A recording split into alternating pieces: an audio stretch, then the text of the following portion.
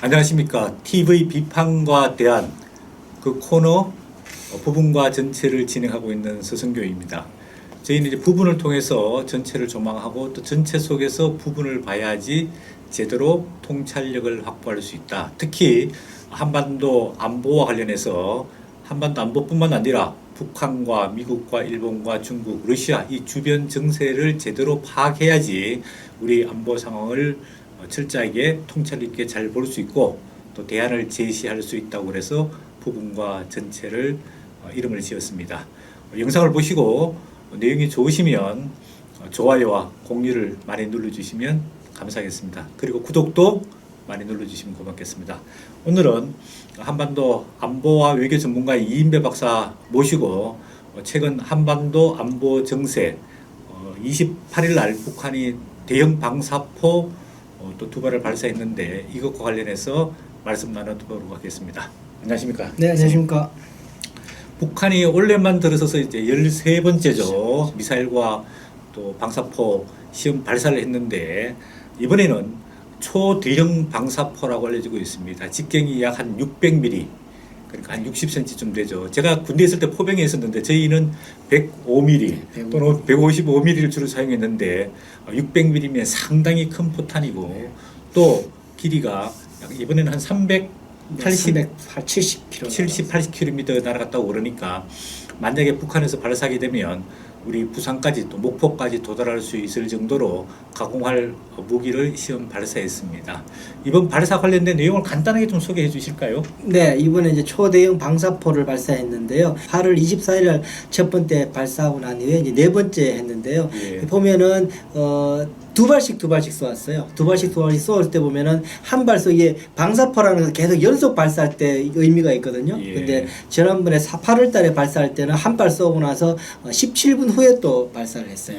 예. 연속 발사라고 하기 조금 뭐했죠. 9월 달에 발사할 때는 또 19분인가 또 그랬어요. 예. 그러니까 8월 9월 때까지 연속 발사에는 크게 이렇게 성공하지 못했던 부분이었는데 그러다 10월 달에 발사할 때는 3분 만에 발사를 했어요. 예. 그러니까 이 사람들이 이제 연속 발사에 상당 부분 성공했구나 했는데 이번에 발사할 때는 연속 발사를 하는데 기간이 30초로 줄었어요. 그러니까 완벽하게 연속 발사를 성공한 초대형 방사포다. 앞서 말씀하신 것처럼 사거리 비행거리는 380km 날아갔고요. 예. 고도는 97km 날아갔기 때문에 거의 사실은 방사포라고 그러지만 이것도 미국에서 분류할 때는 이것도 그 미사일 탄도 미사일로 분류하는 그런 미사일입니다. 예. 이번에 보니까 이제 일본과 미국에서는 미사일, 일본에서는 탄도 미사일이라고 이제 뭐 분석을 네, 했는데 우리나라 국방부에서는 그냥 방사포라고 이제 네. 이야기했는데 아까 말씀하신 대로 그 간격이 굉장히 지금 좁아져서 네.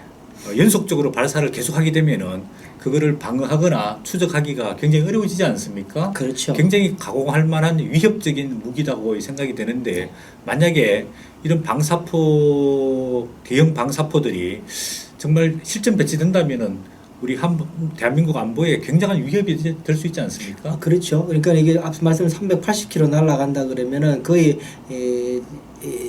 전방에서 쏘게 되면 한반도를 전부 다 통할 수 있는 부분이거든요. 예. 그러니까 지금까지 5월부터 13번의 미사일 발사를 하면서 쏘았던 게 무엇이냐면은 첫 번째 쏘던 이스칸데르 미사일이거든요. 예. 그게 600km 날아가요. 예. 그건 사실 회피 기동하면서 우리의 요격 체계를 완전히 피해갈 수 있는 미사일을 발사했고 그 다음에 했던 것이 뭐냐면 에이터킴스라는 미사일을 또 발사했어요. 이거는 하늘에서 자탄을 확 뿌려가지고는 이제 예. 초토화시키는 미사일을 또 했죠. 이것도 사실 요격할 수가 없는 거죠. 공중탄이죠. 공중탄이죠. 예. 그렇게 되죠. 세 번째 이렇게 연속 발사는 방사포를 했어요. 이 세 가지 무기의 공통점은 대한민국만 겨냥하고 있다는 것. 그리고 나서 대한민국의 요격 체계를 완전히 허물어뜨리는 기술을 가지고 한 미사일이라는 것. 이런 점에서 대한민국에 상당히 위협이 되는 그 미사일이 지금 다 올해 내에 다 완비하게 되었다라고 볼 수 있습니다. 예, 근데 우리 문재인 정부는 한반도 평화 프로세스 이렇게 하면서 계속해서 북한의 이런 시험 발사에 대해 가지고 그동안에 입을 닫고 있다가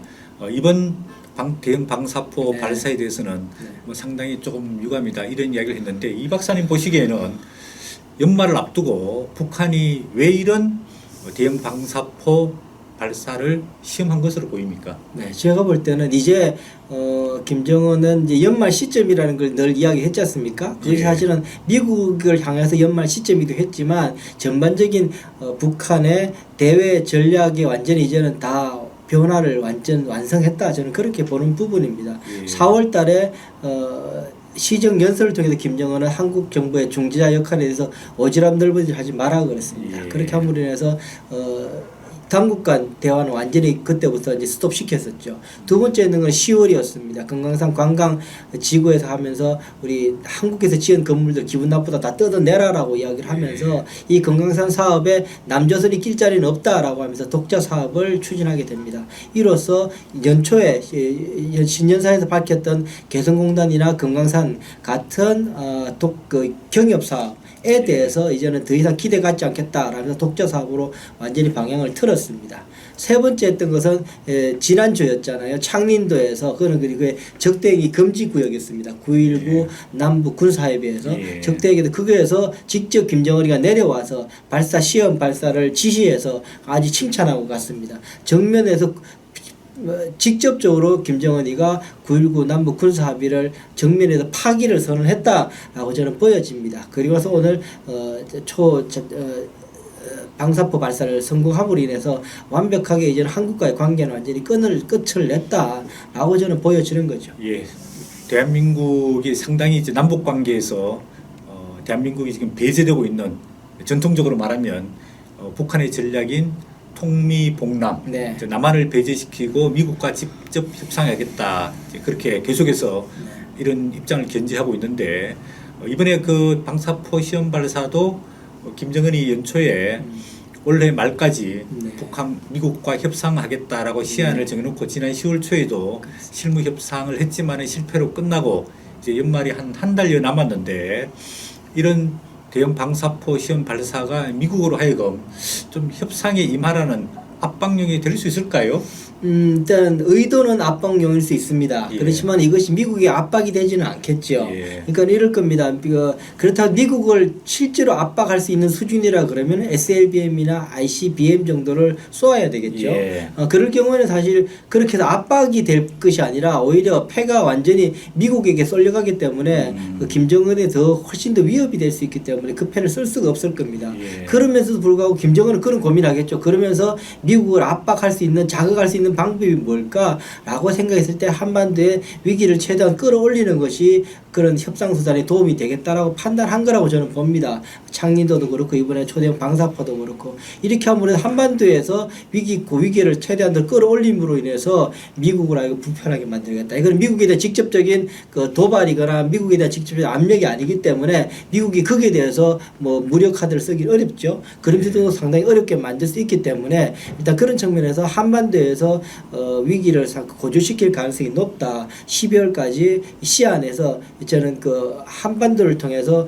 이 미국을 압박하는 수준으로 갈 가능성이 높다라고 저는 보고 있습니다. 예, 그래서 이제 12월 또 2020년 1월 이제 한반도 위기설이 또 나오고 있는 상황인데요. 그렇습니다.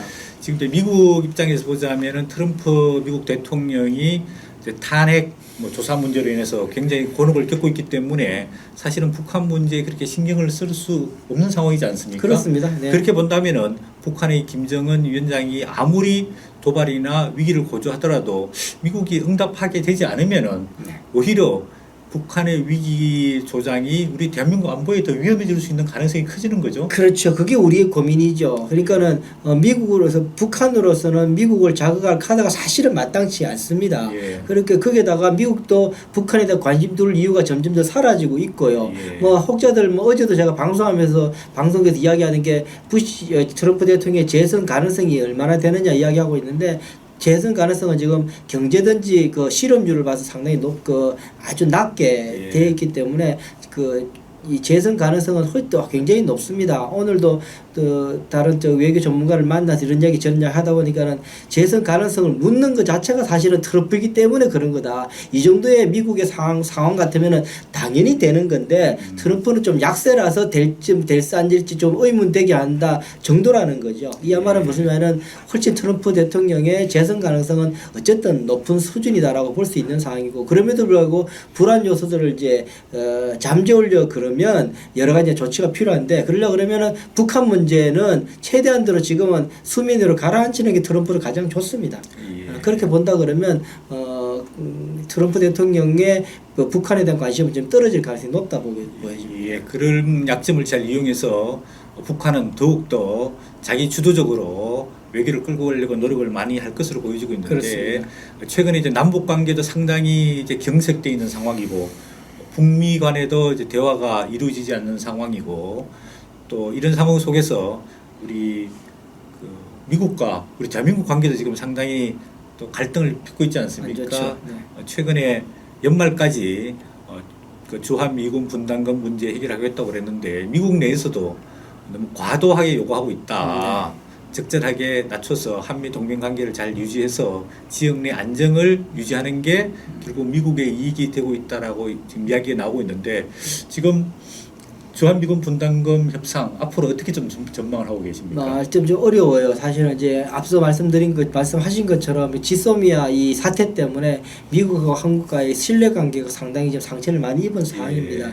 그런 상처가 입은 상황 속에서 분담금 협상을 하게 됐기 때문에 동맹 자체 근본이 지금 조금씩 금이 갈 수밖에 없는 그런 금이 가게 되는 그런 상황이다. 우선 말씀드리고 싶고요. 또 하나는 뭐냐면 지금까지 방위분 분담금 문제가 아주 중요하게 한국 국민들에게는 이게 매우 동맹과 관련돼서 초미의 관심사지만 미국에 있어서 이 문제는 그렇게 막 대통령 이슈는 아니었거든요. 예. 그런데 이게 트럼프 대통령이 대통령 이슈를 만들었어요. 대통령 이슈일 뿐만 아니라 그 재선의 이슈로 캠페인으로 이슈로 만들어 버렸죠. 그렇게 하면서 미국도 양보할 수 없는 카드가 됐고 우리가 대한민국은 반일 플러스 반미까지 이제 이를 그 바닥을 깔고 있는 그 지금 문정부로서는 이것도 양보할 수 없는 카드가 됐고 이렇게 하다 보면 이것이 그냥 아주 행정 협정에 관한 그 서로 간의 협상이었는데 외교 협상 차원의 문제가 아니라 미국과 북한 한국 간의 이 정치 싸움처럼 되었기 때문에 굉장히 어렵게 지금 풀리기 어려운 관료들에게 아주 테크니컬리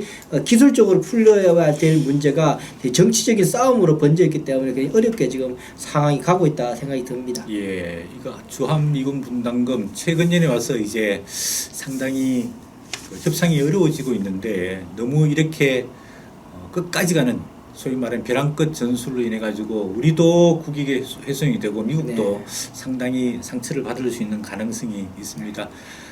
또 한일 간에는 뭐 지소미아 종료 조건부 연장을 했지만은 그 이후에 아직까지 한일 관계가 이제 정상화되지 않고 있는데요.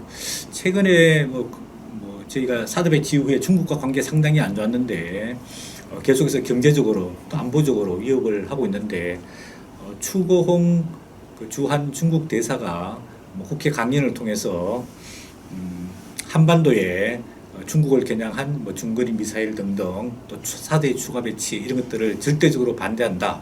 그리고 북한의 핵무기는 폐기되어야 한다는 그 기본적인 원칙을 이야기했는데 아마 조만간 중국 외교부장인 왕이 부장이 대한민국을 방문한다는 이야기가 있는데 아무래도 방문하게 되면은 좋은 이야기보다는 뭐 좀 압박적인 이야기가 많이 나올 것으로 예상이 되고 있죠. 네, 그렇죠. 이제 뭐 이미 벌써 이제 우리는 지난해에 이 문정부에서 북한의 중국에 대해서 삼불 선언을 해줬지 않습니까? 삼불 구력이죠. 그거에 대해서 계속 어떻게 실천하고 있느냐를 시시때때로 시진핑이 우리 대통령 만날 때도 늘 이제 묻는 게 그 문제였는데 아마 왕이 부장이 와서도 그거를 집중적으로 거론할 가능성이 높고 특히나 내년 국면 중에 중요한 국면이 하나가 뭐냐면은 중단거리 핵미사일 배치 문제, INF 폐기 이후에 어떻게 할 것인가에 대한 미국이 이제 일본과 한국에다가 그런 전술 핵 미사일을 배치할 수 있다라고 이야기를 하고 있는 부분이거든요. 거기에 대해서 지금 중국이 굉장히 바짝 긴장하고 있죠. 사실 그거는 중국을 염두에 둔 조치였거든요. 미국으로서는 그러다 보니까는 중국에서는 이제 그거를 조금 수위를 낮추기 위해서 우리도 북한의 핵 반대한다라고 지금 이야기하고 있는 거죠. 은근슬쩍 중국에서는 북한의 핵을 기정사실화하면서 관리 모드로 가는 분위기가 꽤 있었거든요. 그런데 이번에 INF 이야기가 나오면 다시 한 번 더 중국이 바싹 긴장하는 그런 모습인데 이번에 왕이가 오게 되면은 INF에 대한 후속 조치에 대한 한국 입장에 대해서 굉장히 따져 묻을 가능성이 높다라는 생각이 듭니다. 예. 이거 대한민국을 둘러싸고 있는 여러 국가들과의 관계가 썩고 원만치 않으면서 안보적인 위협과 또 경제적인 이익의 침탈 이런 것들이 너무 심해지고 있어서 상당히 불안해하시는 분들이 많은 것 같습니다. 이번 그 북한의 대형 방사포 발사 시험에 대해서도 미국에서는 미사일 발사 잘 인지하고 있고 동맹국과 긴밀히 상의하고 있다. 이렇게 동맹국과 상의하고 있다는 부분을 강조했고요. 일본의 아베 총리도 탄도미사일로 규정하고 심히 유감이고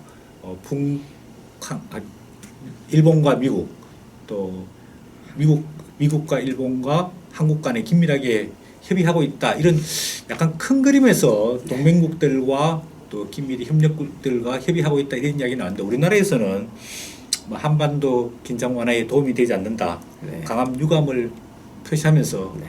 앞으로 중단을 이제 촉구했는데 상당히 좀 미시적으로 접근하고 있는 것 아니냐 이런 느낌이 많이 들거든요. 네, 그렇죠. 그러니까는 우리가 이제 우리 지금 문정부에서 가장 큰 문제 중 하나가 모든 문제들을 북한을 통해서 풀라 그러잖아요. 예. 일본하고 갈등이 있으니까는 북한 문제 풀리고 나면은 일본 단박에 잡을 수 평화 경제로 단박에 잡을 수 있다라고 이야기하고 있고요. 예. 미국하고 지금 뭐 되고 나면은 북한하고 잘 풀리고 나면은 미국과의 그 동맹에서 우리가 더 자유로울 수 있다라고 이야기하는 게 대한민국이죠. 그러다 보니까 예. 북한 문제만 풀면 모든 것이 풀릴 수 있다라고 하는 환상 때문에 예. 지금까지 이렇게 지금 모든 것이 뒤틀어져 있는데 이것이 오늘 2019년 이제 12월을 맞이하는 대한민국의 지금 그 자화상이다 그렇게 보여지는 거죠. 예.